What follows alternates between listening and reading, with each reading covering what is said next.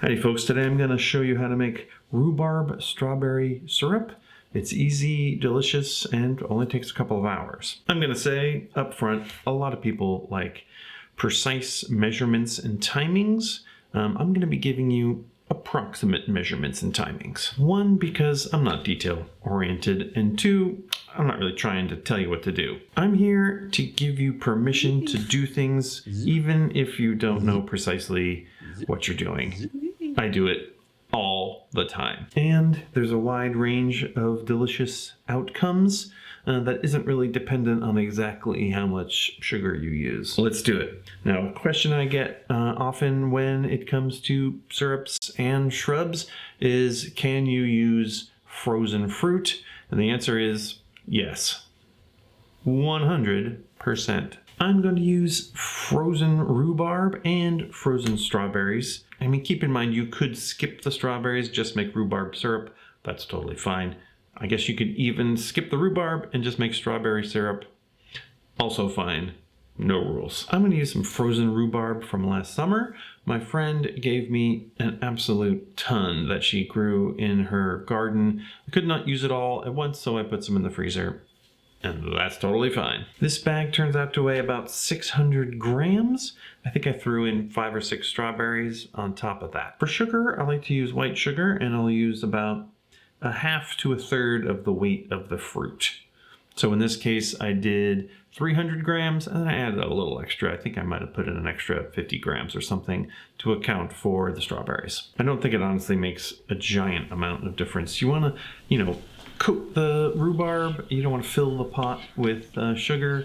You just, you want a goodly amount of sugar in there. And I found that about half the weight seems to be right. I also glug a little bit of water in there just to get things started, keep things lubricated, help not let the sugar burn on the bottom. You don't want that. And how much do I use? About a quarter cup? A few ounces, 100 grams. Just use your best judgment. When I make shrub, I tend to just put the fruit in sugar on the counter for a couple of days, but that doesn't work well with rhubarb. Rhubarb is very fibrous, and the heat really helps to break down those chemical bonds and get the sugar in there and get the flavor out. Now we're going to put that on the stove. You want it at a relatively low heat. We're not trying to boil it. We're not trying to burn the sugar. We just need it to all dissolve and break down those fruits. Pretty quickly it'll get to be liquid in there, but keep stirring it around, make sure the sugar dissolves, and don't let anything get burned on the bottom. We're going to leave this on a gentle heat for about 35 minutes. After about 10 minutes, the rhubarb will start to get soft. At about 20 minutes, it'll be very soft. At about 35 minutes, it's really falling apart. The strawberries have lost all their color, and we can pretty much stop at this point. Remember, don't boil it. Now we're going to let this cool before we try and strain it. Don't burn yourself. Safety first. I strained mine through this mesh bag that I have, and I'm not going to lie, it made a huge mess. I tried using this potato ricer to try and squeeze out more of the syrup out of the rhubarb. It was kind of a mess and wasn't really worth it, so I'm not going to do that again. So just do your best and clean up after.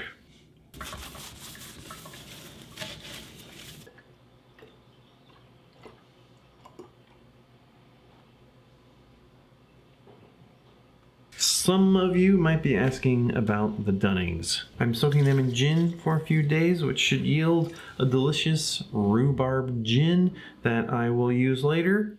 It's gonna be awesome. I forgot to mention my secret ingredient. I put a little bit of citric acid in just to brighten it up a little bit, make it just a touch more tart. It's really good. All right, the syrup's made. Now we're going to talk about a drink that we can make, but I'm not going to do that right now. I'm going to do that tomorrow.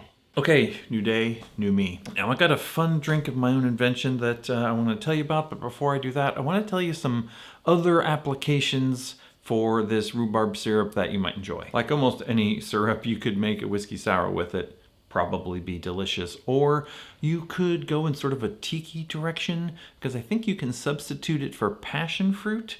They're both that sort of tart, sour, sweet and sour kind of vibe. So I thought maybe you could put it in a port light, which uses whiskey, lemon, and passion fruit and grenadine, I think. swap it out for that. That might be pretty good. Or a Saturn maybe, a Saturn with rhubarb instead of passion fruit.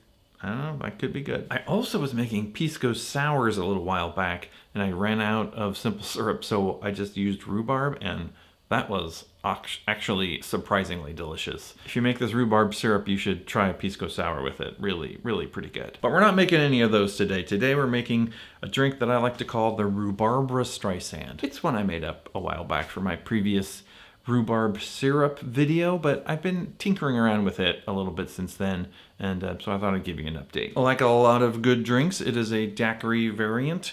I'm going to use this rum Agricole that I got for one of the Violette drinks. Appleton Estate 12 for a nice dark, rich, slightly funky flavor. You could, of course, use a different darker rum. Lime, rhubarb syrup, and the secret ingredient is going to be a little bar spoon of Allspice Dram. Well, that sounds delicious. Let's make one.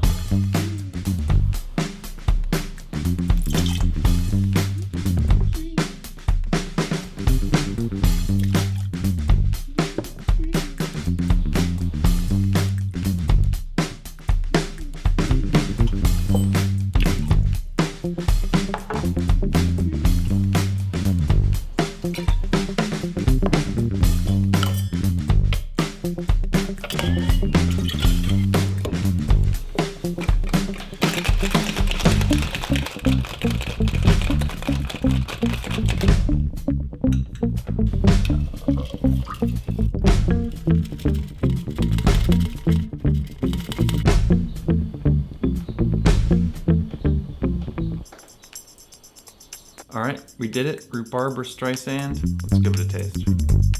Really nice. You get the rhubarb first. You get this sort of sour note, and then some of that agricole grassiness comes in. You know, Appleton Estate's not super funky, but you get a little bit of the, you know, that nice Jamaican rum flavor, and then it sort of all wraps up with the Allspice Dram. It's a sort of lingering spiciness in the back of the palate. It's another one of those sweeteners or flavor elements that sort of happen at the end that can sort of really bring you on a journey, you know, make your drink start as one thing, end as another.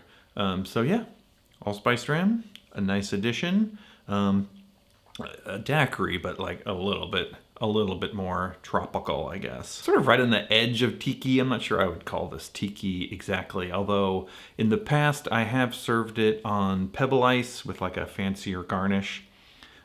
Make it a little more tiki that way if you wanted to. I decided that I would just try it straight for this one, I guess. So yeah, I mean, that's what I did. Another banger from old Uncle Pete. All right, folks, rhubarb season is almost upon us. Go get some rhubarb, make some syrup. Meet me back here. Let me know how it went. Hopefully that was interesting and or informative. I'll be back soon with another video. Until then, thanks for watching.